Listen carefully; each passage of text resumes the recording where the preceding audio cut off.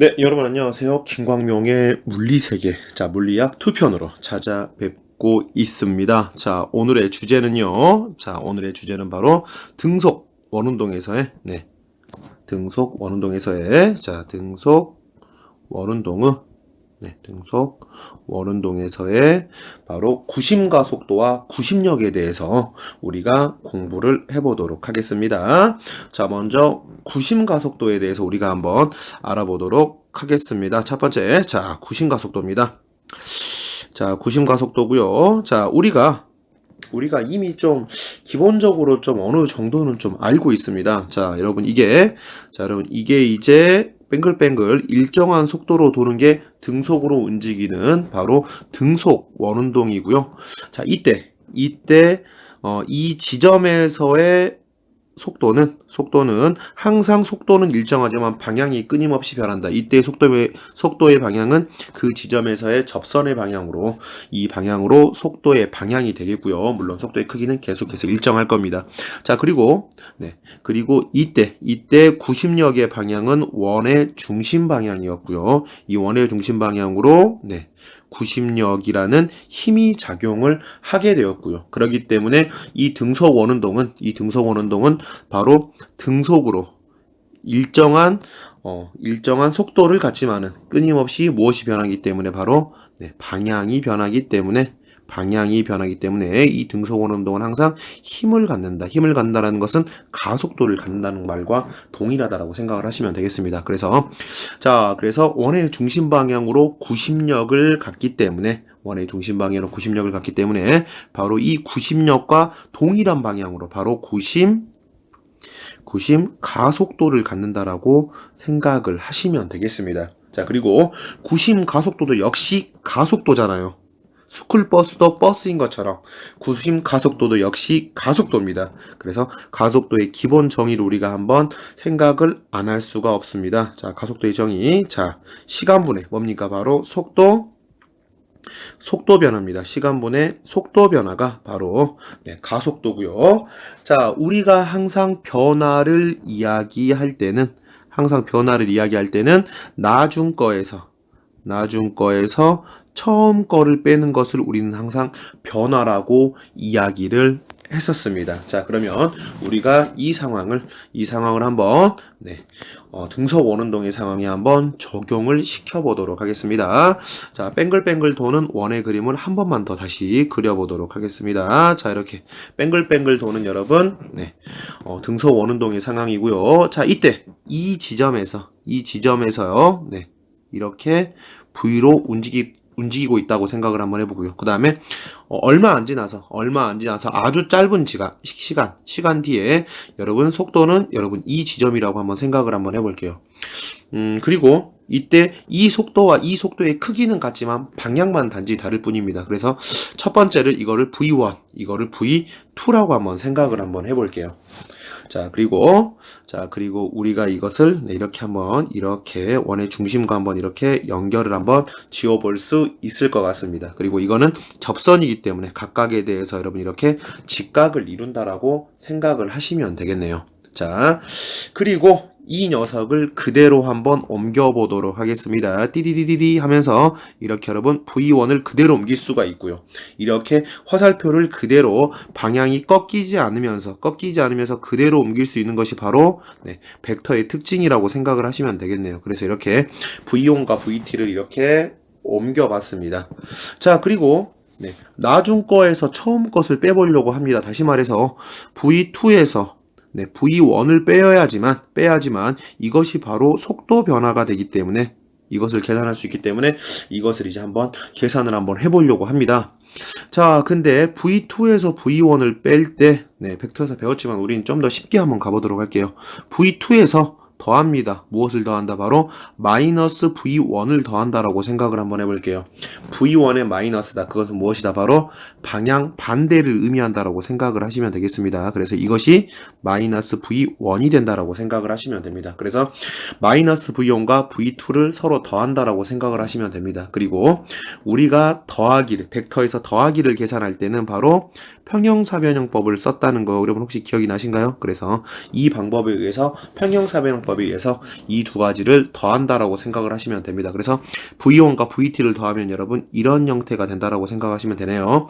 다시 그린다면 여러분 이 형태 옮길 수가 있겠죠. 그래서 이 검정색으로 그린 이것이 바로 뭐가 된다? 바로 V2에서 V1을 뺀 속도 변화가 된다. 그래서 이것이 이제 델타 V가 된다라고 생각하시면 됩니다. 근데 이것도 델타 V인데 그냥 옮겼다라고 생각하시면 되겠습니다. 그래서 여러분 이 상황을 여러분께서 조금 생각을 해주시면 되고요. 자, 그리고 여러분 이것을 한번 좀 봐주시면 좋겠습니다. 자, 이때 자, V1과 V2 사이에 이때 이 각도를 여러분 우리는 세타라고 한번 생각을 한번 해볼게요.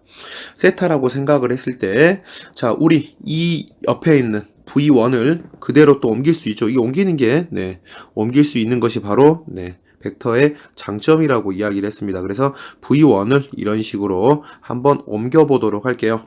옮겨보도록 하겠습니다. 자, 그러면은, 이렇게, 이런 식으로 연장선을 그릴 수가 있게 되고요. 이때 여기도 뭐가 됩니까? 90도가 되겠습니다. 그리고 이때 이 각도를 빨간색 각도라고 한번 할 거예요. 빨간색 각도. 그러면 어떻게 되냐면, 자, 어떻게 되는지 한번 봐보도록 하겠습니다. 이때 여기에 있는 삼각형 여러분 혹시 보이신가요? 이렇게? 여러분 이렇게 빨간색으로 자 이렇게 표시한 삼각형을 한번 보도록 하겠습니다.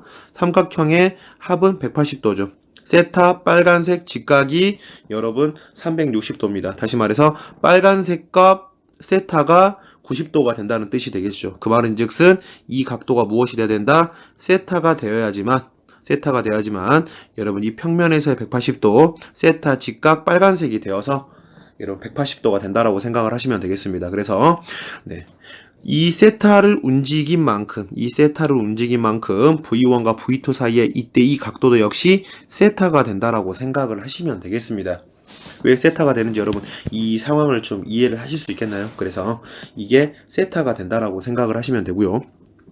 그리고 여러분 V1과 V2는 이렇게 방향만 달라지지 속도는 등속 원운동이기 때문에 속도는 일정합니다. 단지 방향만 다른 상황입니다. 속도는 일정한 등속 원운동입니다. 자, 그렇기 때문에 이때 두 개의 속도의 크기는 각각 V의 속도의 크기도 역시 V가 되는 겁니다.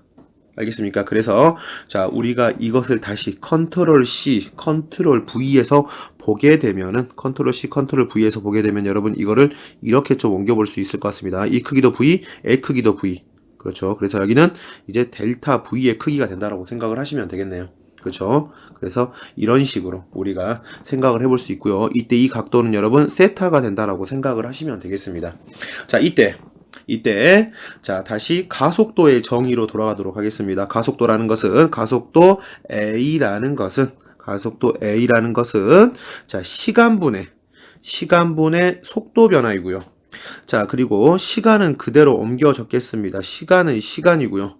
자, 그리고 여러분 이때 이 속도 변화는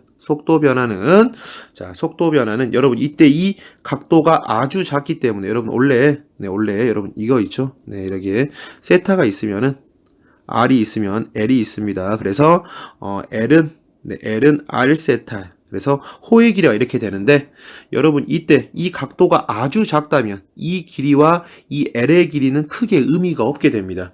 크기는 거의 같게 됩니다. 그래서 여러분 이때 델타 V 대신에 무엇을 쓸 수가 있냐면은 델타 V 대신에 마치 이것이 호의 길이 L인 양만 쓸 수가 있고요.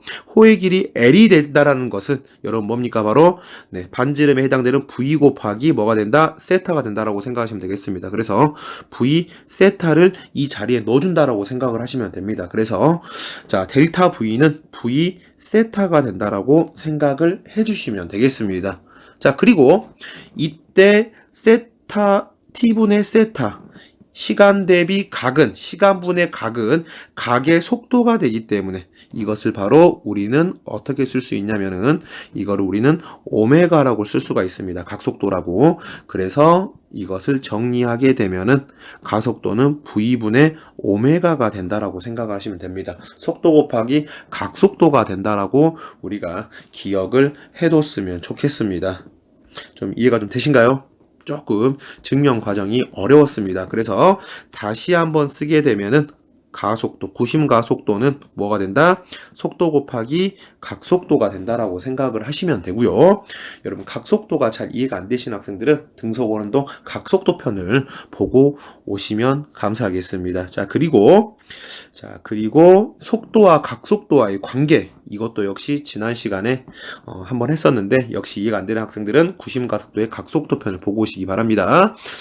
그래서 이거를 이제 V는 R 곱하기 오메가, 이게 이제 각속도와 속도와의 관계고요. 이것을 이제 오메가 버전으로 쓰게 되면은 바로 R분의 V가 됩니다.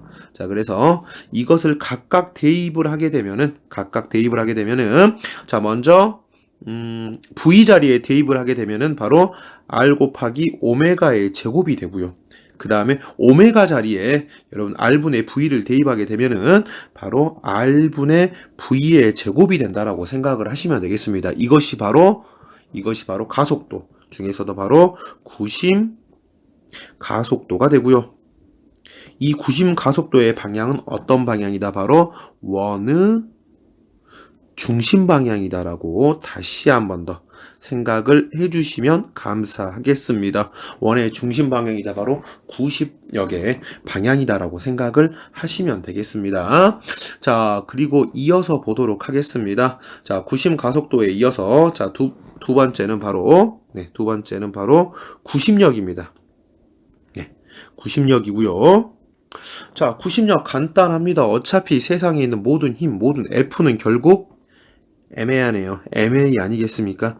그래서 이 M 곱하기 뒷자리에다가 바로 구심 가속도를 곱해주기만 하면 됩니다. 그래서 M 곱하기 R 오메가의 제곱 혹은 M 곱하기 R분의 V의 제곱을 곱해만 주면은 바로 이것이 바로 구심력이 된다라고 생각을 하시면 되고요. 구심 가속도도 원의 중심 방향이기 때문에 구심력의 방향도 역시 원의 중심 방향이 된다라고 여러분께서 기억을 해뒀으면 아주 좋겠다라는 생각이 듭니다. 김광명의 물리세계 물리학 2편, 오늘은 구심 가속도에 대해서 공부를 했고요. 구심 가속도가 어떻게 나오는지 이제 한번 과정을 이제 여러분께 한번 보여드렸는데 여러분께서 조금 이해를 하실 수 있을지 아니면 좀 이해가 어려웠을지, 충분히 어렵다 해도 충분히 이해할 수 있습니다. 좀 내용이 상당히 쉽지 않았기 때문에 충분히 어려울 수 있는데 이제 내용이 어려웠다, 선생님 내용이 너무 어렵습니다 싶은 학생들은 우리가 이제 일단 결과값만이라도 조금 이렇게 기억을 해두면은 다른 문제를 풀 때 크게 어렵진 않을 거라고 생각을 합니다. 그래서 여러분 일단 우선 결과값만이라도 좀 기억을 해뒀으면 좋겠고요. 그래도 이왕이면은 이것을 활용한 방법이 또 뒤에서 또 몇 번 더 나올 수가 있기 때문에 여러분 일단 이걸 구하는 과정을 좀 여러분께서 쉽진 않지만 이해를 하고 자꾸 보면서 한번 좀 고민을 좀 더 해보셨으면 하는 바람입니다. 그래서 오늘은 구심 가속도와 그 다음에 이 구심 가속도의 질량을 곱한 구심력에 대해서 공부를 해봤습니다. 쉽지 않은 내용입니다. 여러분 오늘도 공부하느라 고생하셨고요. 오늘 하루도 좋은 하루 보내시기 바랍니다. 이상입니다.